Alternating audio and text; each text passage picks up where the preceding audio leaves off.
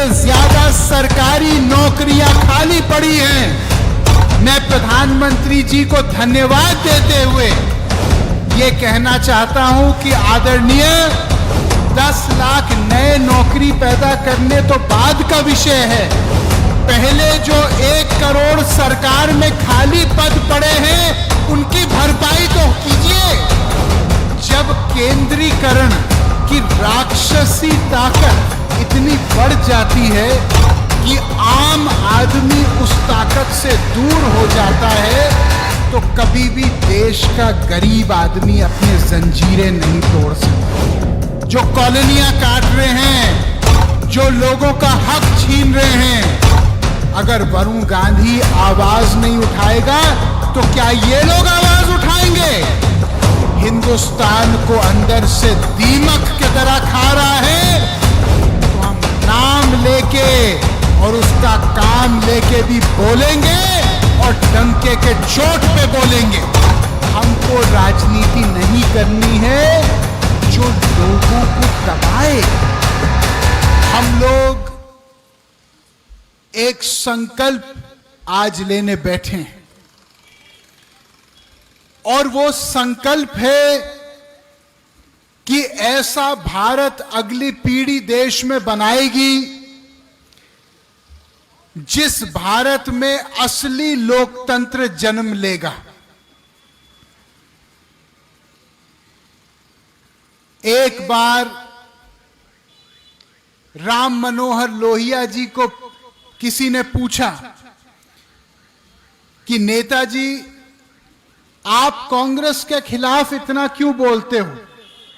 आप तो पंडित नेहरू के मित्र रहे हो, लेकिन आप उनके खिलाफ पूरा बोलते हो, ऐसा क्यों होता है? उन्होंने कहा कि देखिए, मैं न कांग्रेस के खिलाफ हूं, न पंडित नेहरू के खिलाफ हूं।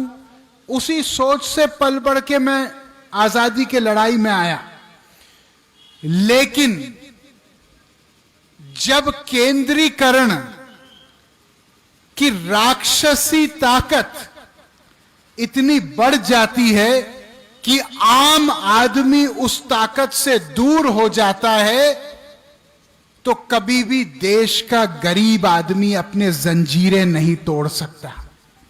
भाइयों, हम इसलिए सांसद नहीं बने हैं कि हम मंच की बात आप तक पहुंचाएं। हम सांसद इसलिए बने हैं कि आपकी बात मंच पर बोल पाएं। जब इस देश में बेरोजगारी खत्म होगी, जब सबकी बेटियों और बेटों को काम मिलेगा भरपूर, तो वरुण गांधी बेरोजगारी की बात करना बंद करेगा।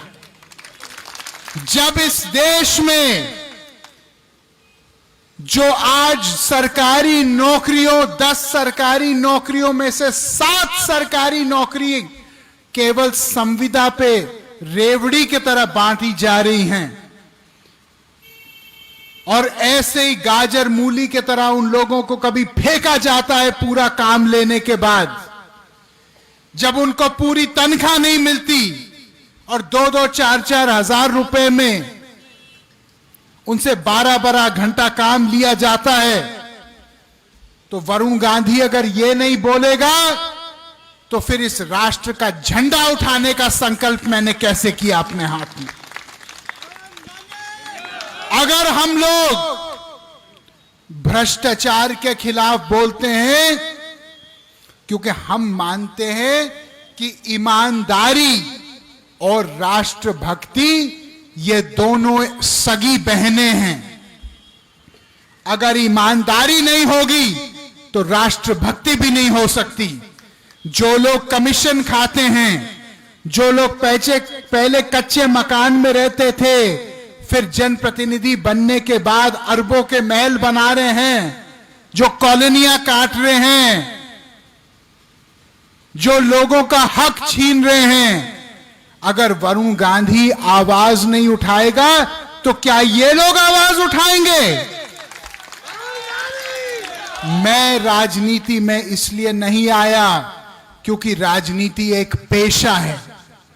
ना मैं राजनीति में कुछ बनने आया, मैं राजनीति में आया तो इस मिट्टी की खुशबू जो मुझे लगती है, इसका मान सम्मान बढ़ाने के लिए मैं आया हूं। मैं इसलिए आया हूं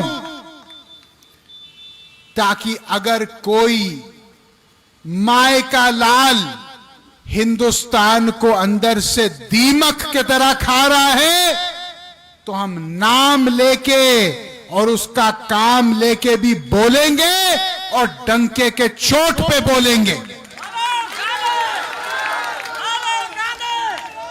हमारे देश में आपके बाप दादाओं ने, आपके मां और दादियों और नानियों ने अपने कंगने बेच दिए। इस देश की आजादी की लड़ाई में अपनी हड्डियां तोड़वा दी, जेल की सजा काटी, सब कुछ अपना दांव पे लगाया, तब हमारा देश जाके स्वतंत्र हुआ। आज केवल हम हिंदुस्तान पाकिस्तान के क्रिकेट मैच पे ताली बजाएं, यह हमारी देशभक्ति नहीं हो सकती। देशभक्ति हमारी तब होगी जब हम अपना सब कुछ दांव पे लगाने के लिए तैयार हों इस देश के लिए। आज मैं आपसे पूछना चाहता हूं, कितने लोग यहां पे, हाथ उठाइए, कितने लोग यहां पे इस देश को प्यार करते हैं? हाथ उठाइए। कितने लोग अपने बच्चों को प्यार करते हैं? अपना हाथ उठाइए। अब मैं एक बात आपसे पूछना चाह रहा हूं, आज जब आप गरीबी देखते हैं, आप बेरोजगारी अपनी पाते हैं, आप अपने बढ़ते हुए इलाज के दाम को देखते हैं, आप अपने बच्चों की बढ़ती हुई स्कूल फीस को देखते हैं, आप दूध के, दही के, सब्जियों के, फलों के बढ़ते हुए कीमत को देखते हैं, तो क्या आपको नहीं लगता आपके इस बेटे वरुण गांधी को इनके खिलाफ आवाज उठानी चाहिए कि नहीं उठानी चाहिए? भाइयों, जब मैं राजनीति में आया तो मैं एक शंकराचार्य महाराज के पास गया। मैंने उनके चरण छुए। मैंने कहा, महाराज कुछ हमको ऐसा बताइए कि आजीवन हम लोग इसको गांठ बांध करके अपनी राजनीति का नींव बनाएं। उन्होंने केवल 2 लाइनें बोली। उन्होंने कहा, एक बेटा, दूसरों के हमेशा काम आना, और दूसरा बोले कि सच्चाई के मामले में कफन बांध के हमेशा चलना। उन्होंने कहा कि तुमको मैं आशीर्वाद इसलिए नहीं दे रहा हूं कि तुम एक सांसद, मंत्री ये सब बनो, तुमको मैं आशीर्वाद इसलिए दे रहा हूं कि इस देश में जहां भी अन्याय और जब भी अन्याय होगा, तुम उसके खिलाफ एक क्रांतिकारी बन के बोलोगे। हमारे बाबा जी बैठे हैं यहां पे, प्रणाम करता हूं बाबा जी आपको। एक तो बाबा जियों को हमने पाल दिया, अभी इनको देख के दूसरे बाबा जी भी आ गए कि हमारा नंबर भी कहीं ना आ जाए। क्या गलत कह रहे हैं? कह रहे भाई 1-2 बाबाजियों का नंबर लग गया, हो सकता है हम मीटिंग में आए कल हमारा भी लग जाए नंबर। जय हो बाबा जी आपकी। इनको अभी से माला पहना दो भैया। भाइयों, मैंने इस बार संसद में एक निजी विधेयक सदन के पटल पे डाला है, जिसको कहते हैं भरोसा भारतीय रोजगार संहिता।